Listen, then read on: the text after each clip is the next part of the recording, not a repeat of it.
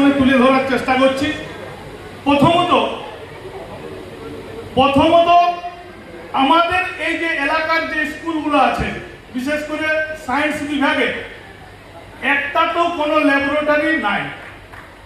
এমনকি আমি মাস্টারমশাই অনেকেই এসেছেন, ওনারা বললেন যে আমাদেরকে যে চক ডাস্টারের টাকাটা দেওয়া হয়েছিল সেই টাকাটা পর্যন্ত সরকার তুলে নিয়েছে স্কুলের কাছ থেকে।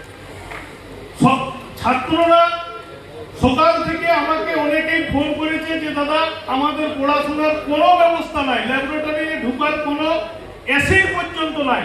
তো আমি মন্ত্রী সাহেবের কাছে অনুরোধ করব যে এই বিষয়টা যাতে সরকারের দৃষ্টি আকর্ষণ করা যায়। দ্বিতীয় নম্বর বিষয় হচ্ছে আমাদের এই যে খাতড়া রানীগঞ্জ যে রাস্তাটা আছে, এই রাস্তাতে এই খাতড়া থেকে সাহেববাগ পর্যন্ত এমন কোনো দিন নাই যে দিনটাতে একটা দুর্ঘটনার কবলে পড়ে মানুষের মৃত্যু হয় না। তো এই রাস্তাটা কিভাবে মেরামতের ব্যবস্থা বা বাড়ানো যায় এই বিষয়টা দেখার জন্য আমি অনুরোধ করে রাখবো। এর সাথে সাথে আমি আরেকটা বিশেষ বার্তা দিতে চাই যে আজকে প্রমাণিত সত্য যে গত সরকার এই এলাকায় লিস্টেড আদিবাসী তথা সাঁওতাল সন্তান খেড়িয়া সম্প্রদায়ের সাথে কুর্মী সম্প্রদায়ের একটা মানে লোক দেখানো গন্ডগোলের বাতাবরণ প্রতিষ্ঠা করার চেষ্টা চালাইছিল।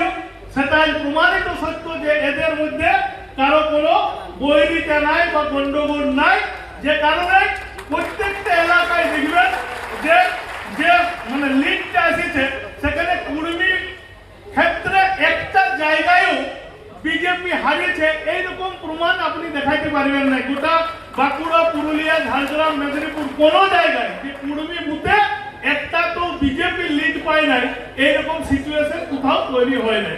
সুতরাং এর থেকে আমরা কি দেখছি যে সাঁওতাল এবং কুর্মীর মধ্যে যে গন্ডগোল দেখানোর অপচেষ্টা তৃণমূল করে রেখেছিল এবং রাজত্ব কায়েম করার চেষ্টা করেছিল, সেটা আজকে ভুল, সেটা প্রমাণিত। তো আমি বক্তব্য কোনো দিব না। আমার মূল যে দাবি, আমরা কুর্মীরা ভাষা নিয়ে যে অষ্টম তফসিলে এটা আমরা মানে পঠন পাঠন করতে চাইছি, কারণ আমরা বনি পাঠকে বনি বলেই জানি, শালিক বলে আমরা জানি না, বুলবুলা পাঠকে নীলকণ্ঠ বলে আমরা জানি না। তো আমাদের ছেলেমেয়েরা যাতে উপযুক্ত শিক্ষায় নিজের ভাষায় শিখতে পারে, এই জন্যই আমাদের লড়াইটা হচ্ছে আত্মপরিচিতি। আমরা এমন বলেছিল